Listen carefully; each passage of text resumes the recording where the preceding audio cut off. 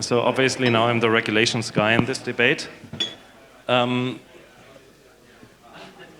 me ask, dear panelists, dear people with questions, could you please move to the left and continue the discussions there? Sorry for the noise. Thank you. Welcome and good morning in our panel about real-world assets on-chain and how do we scale trust, liquidity and access. Valentine, Patricia, Jeeta. It's a pleasure. We have one empty chair today, but we all know that travel logistics and illnesses are sometimes coming into the equation. So maybe let's start with a personal round of introduction.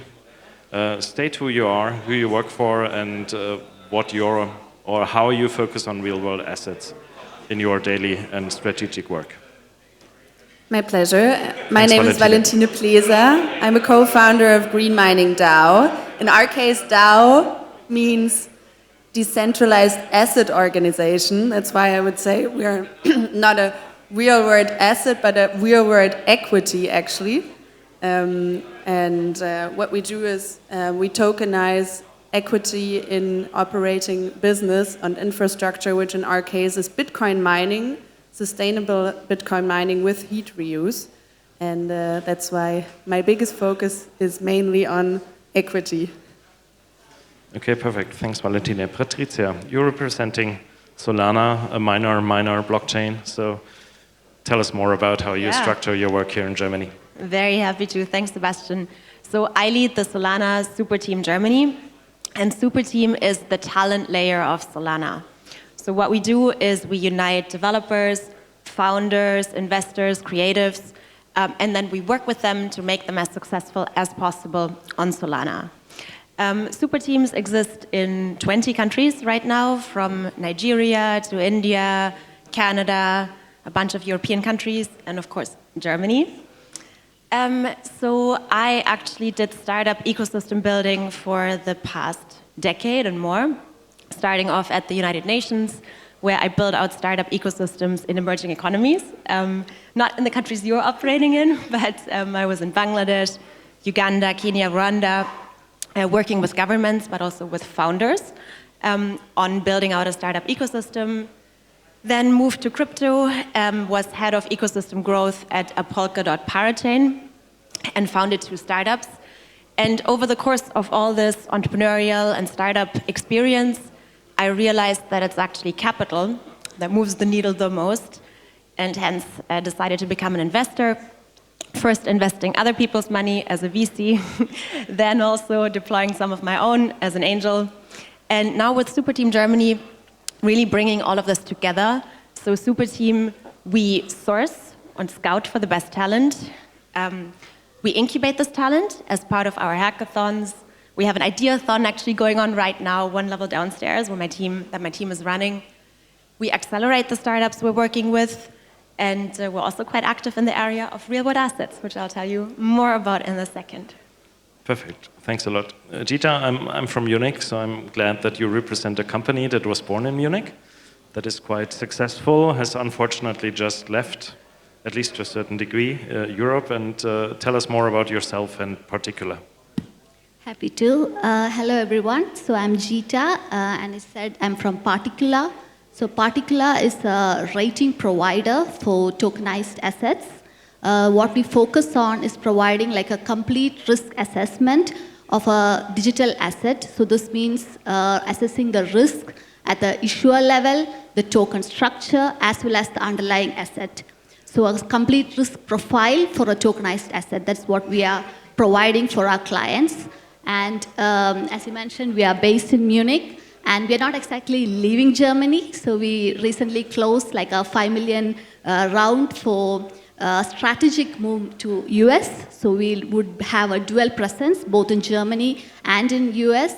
And our clients are not like exclusively in these geographical locations, it's global. We in fact see a lot of clientele from the US and Asian regions also. So yeah, it's a global company, I would say. Personally about me, I'm a technical research analyst at Particula. I have an academic background, a doctorate in institutionalized blockchains, And at Particula, my role is in assessing the technical aspects, so understanding the smart contract risk, the risk associated with the ecosystem, the infrastructure, the on-chain market activity. That's my area of focus. And really happy and excited to be here. Thanks, likewise. Let's maybe start again with you, Jeeta, in this round, if we talk about the focus that your company has in the RWA space. Particula was born as a refi startup, as we called it back at the time, so you were interested in sustainability aspects and accounting.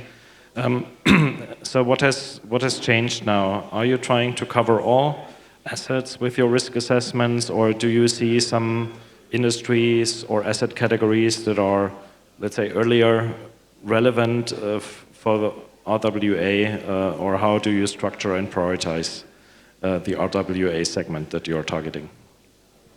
So RWA basically for us, in the general sense, means any asset that we would normally be comfortable investing in, like treasuries, bonds, funds, even real estates or commodities, which are now moving on chain.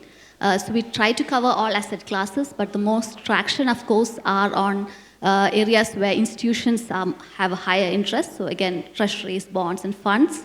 But we do have clients who have tokenized real estates, and also recently we generated a report for Denario, so they are released a token where the underlying asset is silver.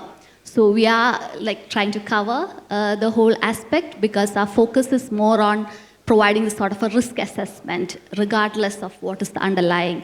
So we want to look at, because we are assessing the risk of the underlying separately, also the token structure and the issuer level. So whatever be the underlying asset, we want to give a good understanding about what the risk means. Thanks a lot. That brought some clarity. Patricia, we all know that Solana is an ambitious chain. It's growing like hell.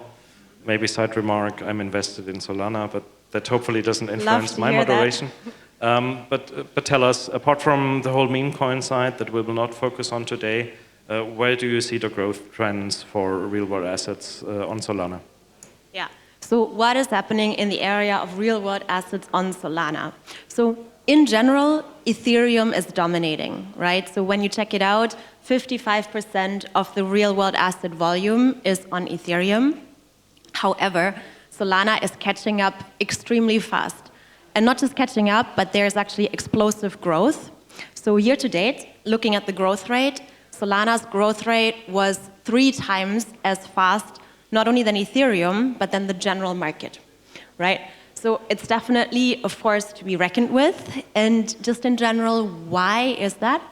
So I'm not sure to what extent you know Solana, but the architecture of Solana is set up in a way that is hyper-performant. It was founded by 2 American engineers a lot later than Ethereum, so it reached mainnet in 2020, so it's a younger chain, and they really had this hyper-performance kind of architecture in mind. So maybe you've heard that Solana is fast and it's cheap. So what does it mean? Fast means Solana can process 65,000 transactions per second. And just to put this in relation, Ethereum can do about 20 or 30. Not 1,000, 20 or 30, right? So it's worlds apart. And then when it comes to price, it's a fraction of a cent per transaction, which makes it also such a good use case for meme coins that you have just mentioned. So fundamentally, you know, in Ethereum, you have the layer 1. You have a lot of L2s on top to tackle some of the challenges there are, right? Especially when it comes to speed, to cost. And in Solana, we don't have this. There's no layer 2s. Solana is the layer 1, and it's one ecosystem. And that is also really helpful when we're speaking about innovation, about startups, about efficiency, about scalability, to have it all in one ecosystem. Yeah, let me stop here. One follow-up question here. I guess if it comes especially to what Solana Super Team is doing, community building and talking especially to the dev teams, there are fans of Solana and there are others that think it's technically maybe not their thing.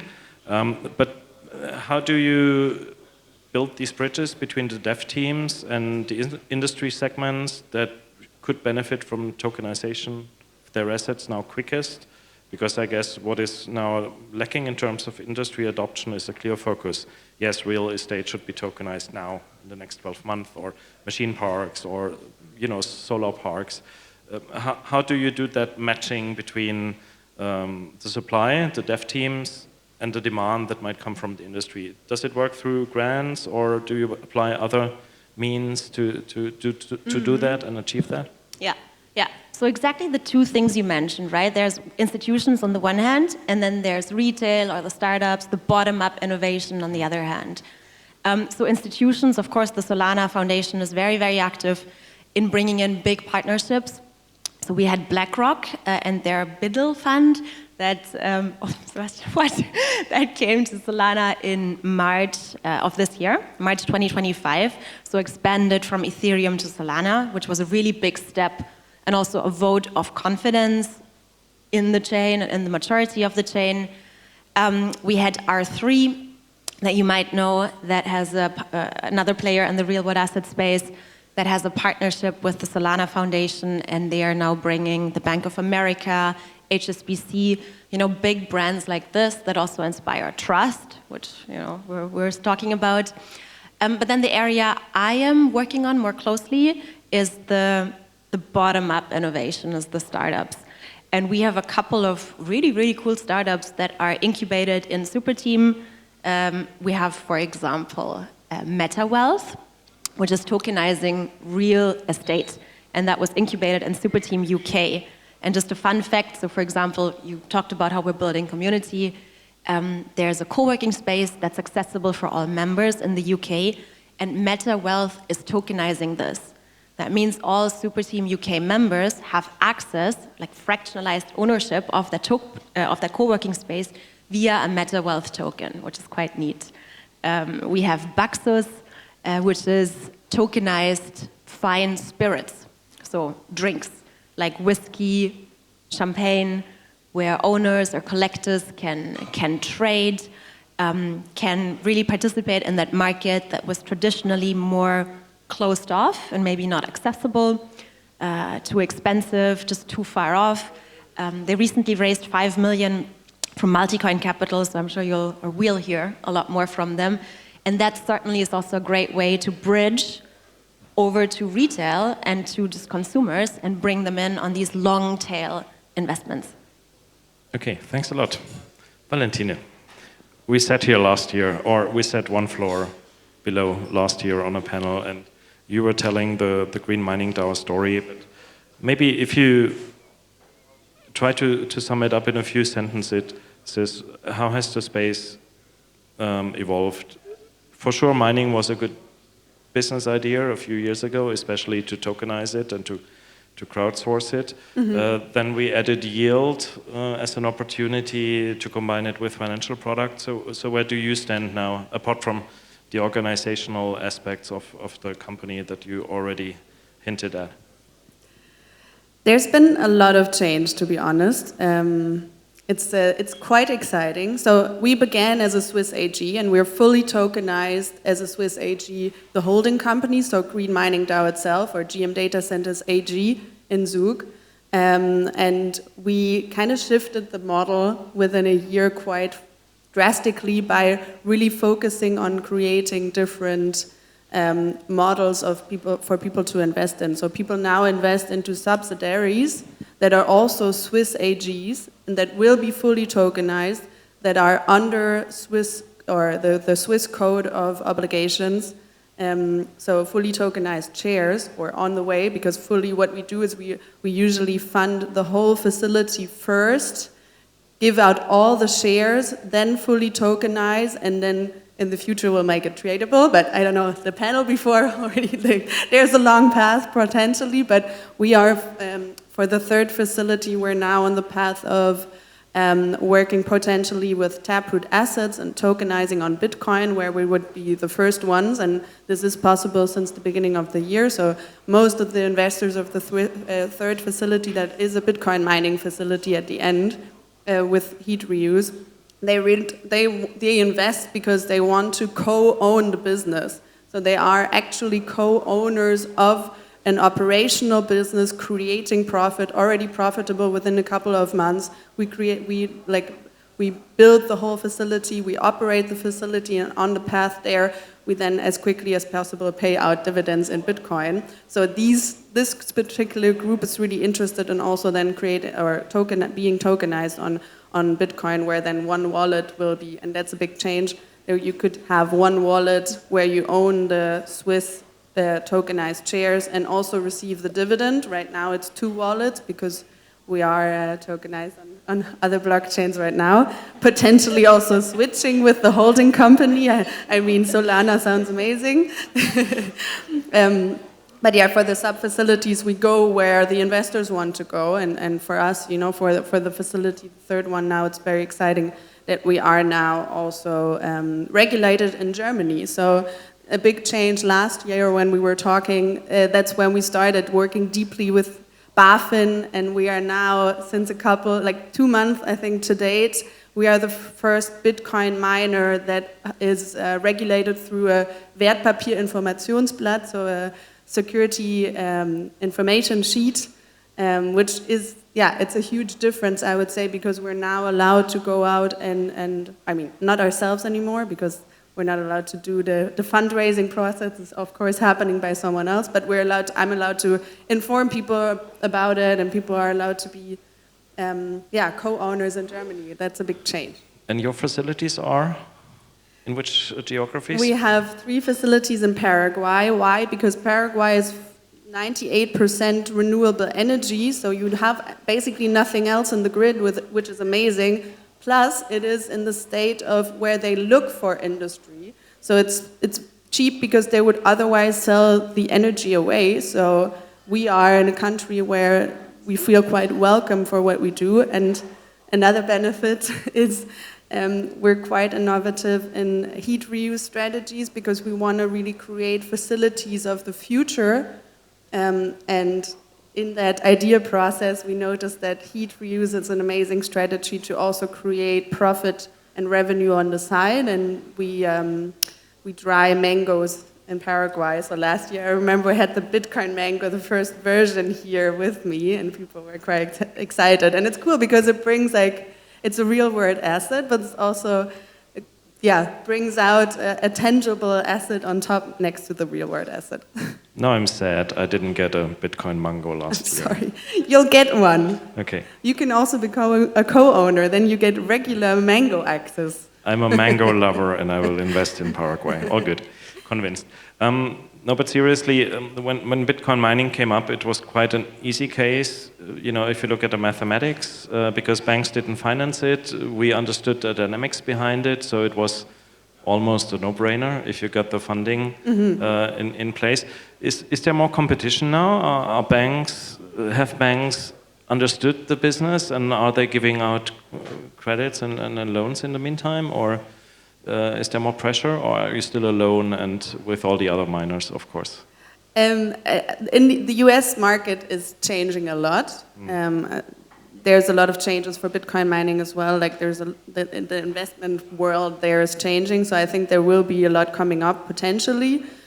We found like a golden spot of we don't want to pay interest, we would rather have co-investors with us and pay them dividends. So our whole model is built for community, and so banks don't really have a spot yet in our model yet. Like we'll see in the future, you know, like a family office can come, a bank can come and say like, come and build a whole facility for us, and we would do that obviously.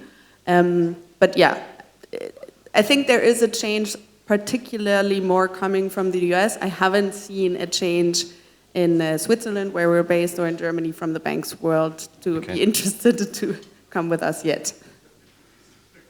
Now I forgot my next question. Damn, what was it?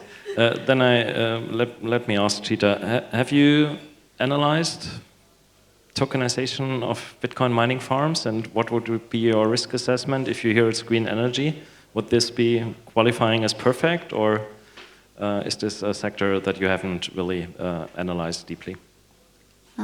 So yeah, it's not a sector we have analyzed deeply so far, and yes, it's not an answer I can like sit on the panel and give you immediately based on just a verbal understanding about what the token is.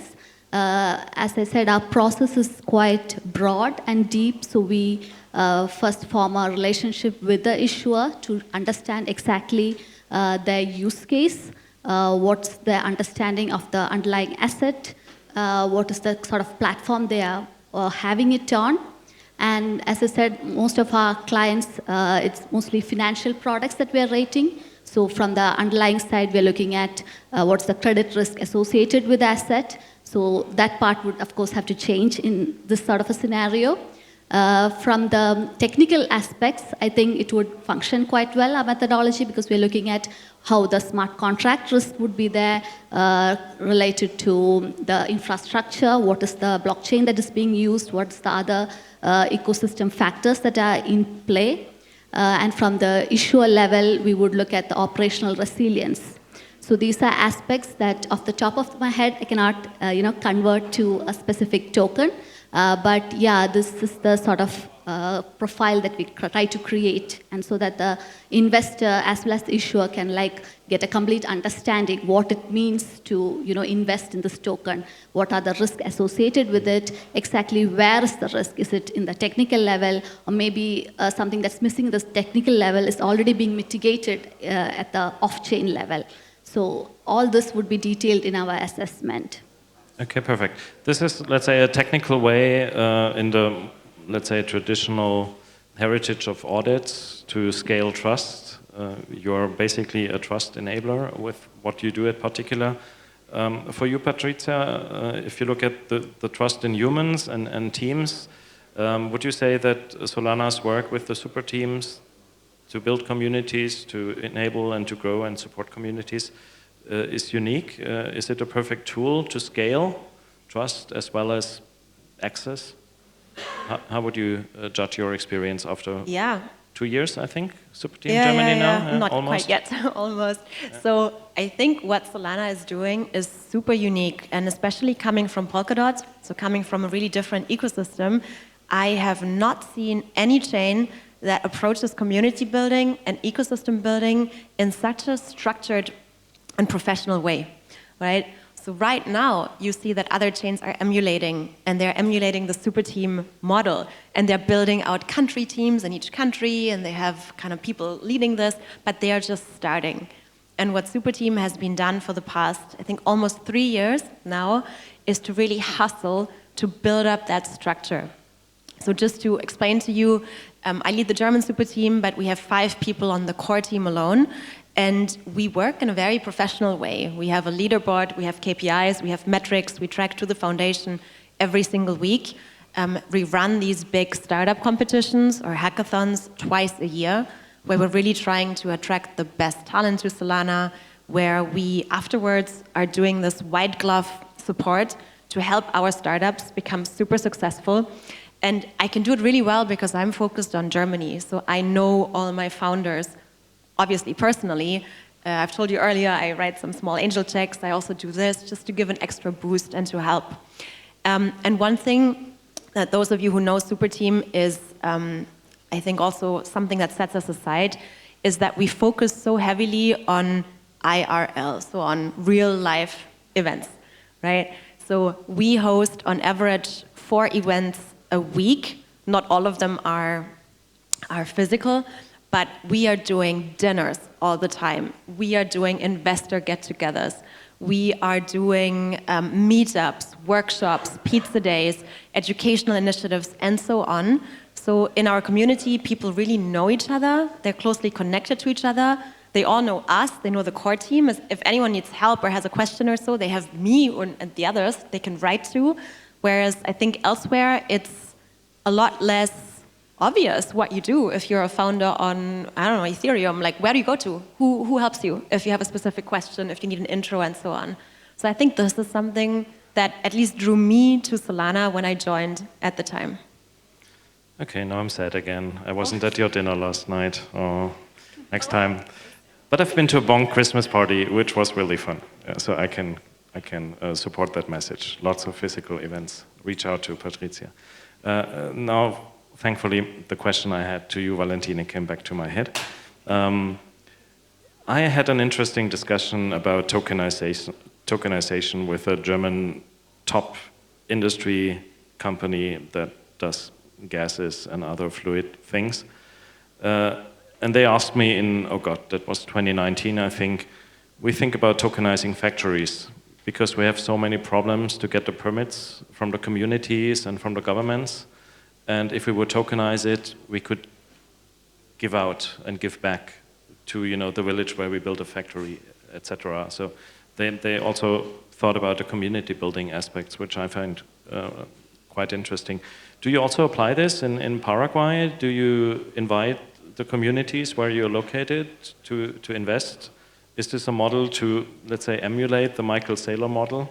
We apply a Bitcoin treasury strategy for a corporate. Is it a model to empower communities?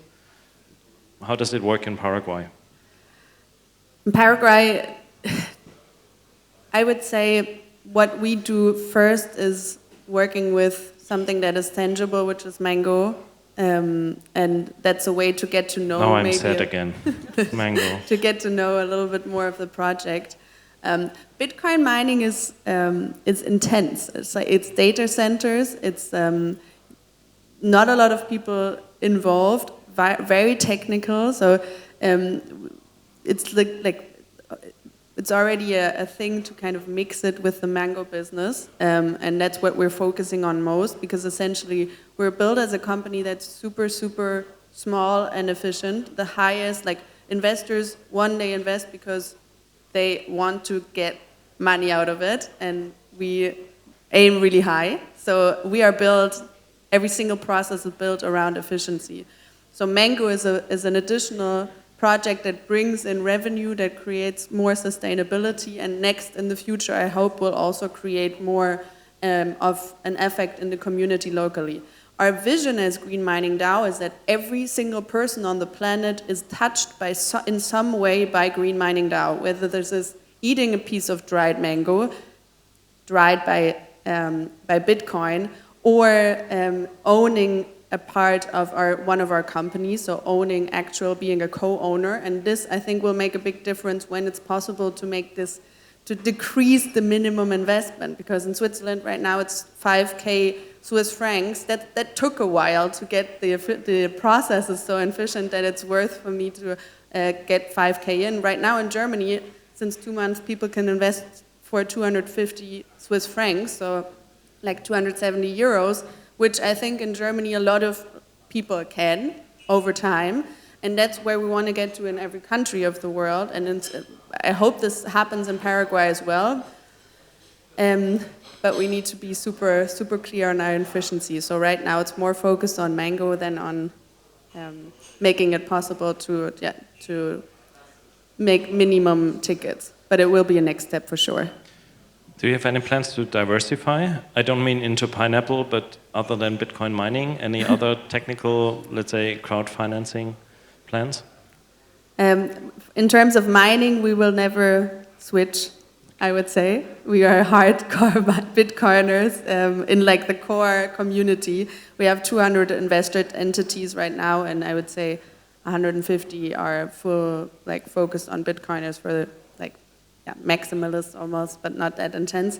So in mining, it's clear, but yeah, we are tokenizing the holding on Polygon right now, so we would potentially switch to another chain on that side. But for us, yeah, we want to create or be part of the creation of new money or new assets, value kept in assets, and we believe in Bitcoin, and that's the one for us. I have a nice free brand idea for you, Fruit of the Boom. I like it. Think about it. Thank you, I will.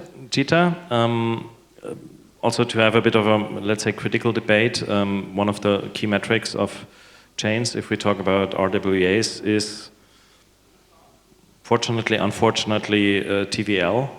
And of course, Bitcoin was set up to avoid double spending. Sometimes I have the impression that there's a lot of double counting if it comes to TVL, because many projects are multi-chain in the meantime. Smart contracts might be here and there, and everybody's counting it. Is this also part of your risk assessment and analytic process to clean up the mess that the Web3 industry sometimes creates? Because we have a reputational problem still, we should not hide it, yeah. Yeah, very interesting question. So, yes, you pointed out like the TVL across chains differ quite significantly. And that's not just the only metric. If you look at the ecosystem itself, the complete architecture changes across chains, and like Patricia pointed out, the performance, very contrasting performance across Solana and Ethereum, for example. So there are all these different metrics which we generally could use to measure the ecosystem or the market activity, but it's like completely different across chains. So that is one of the biggest challenges for most crypto tokens and also for RWA tokens, because how do we know what the token is worth or what is the risk associated with the token? So we have, for example, the BUIDL token on 7 different blockchains. So does it mean someone investing on BUIDL in Solana versus Ethereum? What's the risk difference? And what about the other 5 chains? So that is what sort of the gap we're trying to close, where we say our risk profile is more blockchain integrated. So we say, what is the risk given this blockchain, this metric for the TVL, this sort of issuer, what would be the risk profile? On another chain, what would it be? What would be the difference? And it does not just mean like if the TVL is really low on one chain, immediately that's very risky. It depends on a very large number of factors and how they relate to each other. So what's the specific use case of that token? Maybe the risk that we see in a smart contract, it has already been mitigated at the ecosystem level, so it's no longer an issue. Or the specific jurisdiction where the token is deployed doesn't need that sort of a restriction in the smart contract or at the ecosystem level. So it's all these factors that needs to be taken together before we say, yeah, this token is really strong, really weak, and that's sort of the gap we are trying to close with our company. Have you thought about working with Particula, Patricia? Not yet, but let's talk. In order to scale trust across all the different projects that you have, because I think there are so many projects on Solana that sometimes it's also maybe difficult to understand, where are they in terms of maturity? And do you agree that such an assessment would help? Yeah, 100%. And you're based in Munich, right? Yes. Excellent. Okay, we'll have a discussion right after this. Yeah. Okay, so before we wrap up, we have 1 minute left. I have to work these ladies to join Bundesblock as an association. They are not members yet. Hopefully we'll get that sorted out. I need a mango soon.